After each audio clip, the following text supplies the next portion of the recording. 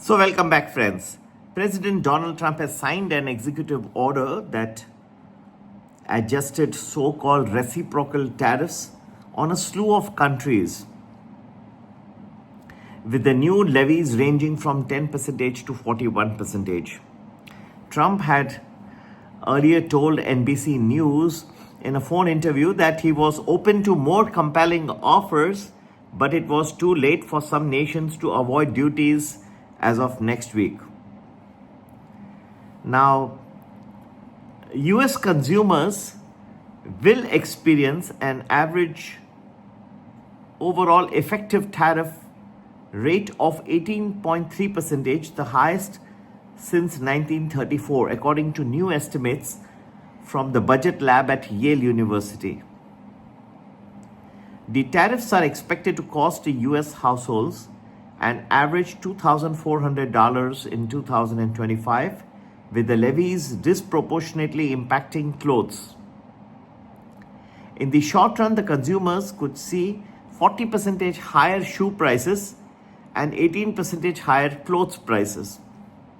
In the longer term, shoe prices are likely to be 19% higher, while clothing prices are likely to be 17% higher, according to the Budget Lab at Yale University. Friends, the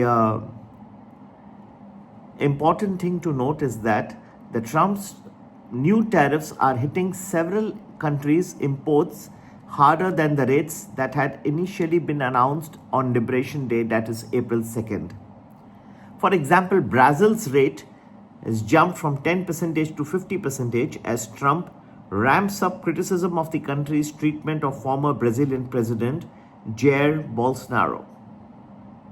Canada is also facing a large increase, with its previously announced rate of 25% being upped to 35%. Trump cited Canada's continued inaction in curbing the flow of fentanyl and drugs for imposing the higher rate, according to an executive order. Switzerland was hit with a jump from 31% to 39%, among the highest rates of the new tariffs. Swiss President Karen Keller-Sutter said that she spoke to Donald Trump on Thursday but did not reach an agreement with him to forestall that spike. We even had Lesotho, Madagascar, and the Falkland Islands were among the biggest winners from last night's tariff announcement, however. They saw some of the steepest reductions from the rates announced on Liberation Day. On April 2, Trump imposed a 50% tariff rate on Lesotho. Last night, he announced a new rate of 15%. Madagascar initially faced 47%, reduced to 15%. Falkland Islands, Armor, South African Archipelago had the rate drop from 41 to 10%.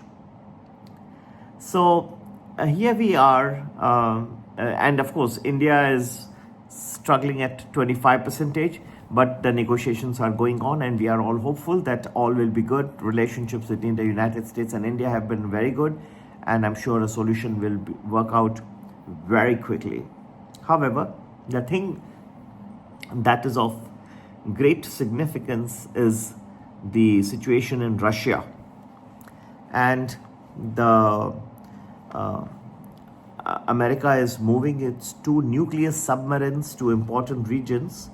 And that's not a very good sign, as you all know, friends. This is something which is definitely a worrying signal from the geopolitical pressures point of view. And it is something to be quite worried, because President Trump has said that he has ordered 2 nuclear submarines to be positioned in the appropriate regions in response to warnings made to the United States by the Russian official Dmitry Medvedev.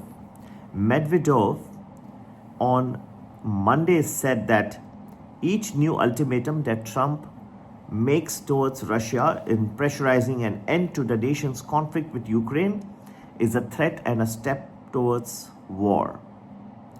President Trump said on Friday that he has ordered his nuclear submarines to be positioned in response to warnings made to the United States by the high-ranking Russian official Dmitry Medvedev.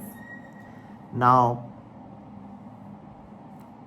Medvedev has written on Twitter or X that Trump makes. He has said that each new ultimatum that Trump gives is an act of war, or is a step closer towards war. So Trump has said that it is based on highly provocative statements of the former president of Russia, Medvedev, who is now the deputy chairman of the Security Council of the Russian Federation. I have ordered 2 nuclear submarines to be positioned in the appropriate regions, just in case. These foolish and inflammatory statements are more than just that. Friends, now these things may look like optical just today, but they can flare up even further. There could be more movement of submarines, of warships, and that can inflate the global situation quite a bit. So I would definitely be on the watch for any further developments, and they are quite likely over the next few weeks. Inflammatory language coming in from both sides, but definitely I agree with President Trump to one extent that yes, I would also like the Russia-Ukraine war to come to an end quickly. There's no sense in killing innocent civilians, and even otherwise there's an unnecessary damage. One can sit across the table and bring it to an end, and I think Donald Trump has done a good job in trying to bring both of them together and try to pressurize them. He's done a good job in that, and I think the war in Ukraine definitely needs to stop at any cost. So it's gone off too long, and however, if the pressures increase, Russia doesn't stop, and America heats up or exercises more pressure, then there could be a concomitant impact on world financial markets, world stock markets, as soon as next week and beyond. So do be on the watch. Global stock markets will react to this particular situation more than anything else. There is a firing of the Bureau of Statistics chief at the Federal Reserve, but then that's because of displaying incorrect job numbers in the prior 2 months and revising it at a lower level. But that's not something which is so earth-shattering as this movement of the submarines in the appropriate regions, as President Trump calls it. In fact, there is one of the governors in the Federal Reserve who has resigned, and that gives an impetus to bring in a nominee on the Federal Reserve, which would probably eventually take over from Jeremy Powell when he retires next year. So that may be good from this perspective, but the situation with Russia seems to be getting worse by the day, and that's not a very good scenario from the global perspective, and can take an ugly turn over the next few days and weeks as we go forward.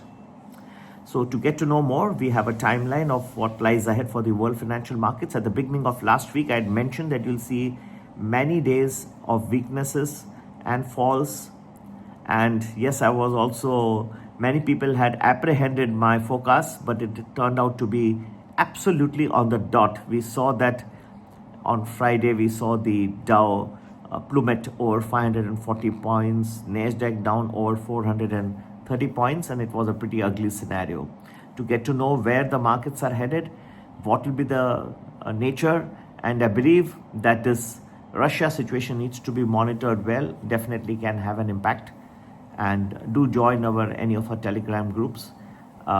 For the US markets, you have the Prime Plus. For the Indian markets, you have the Premium Plus, which gives you 10 to 12 days predictions in advance and good multi-bagger recommendations. For the US markets, you can WhatsApp us on 732-732-2720. For the Indian markets, you can WhatsApp us on 982-086-1044. Happy investing. Have a great week. Take care. Bye-bye.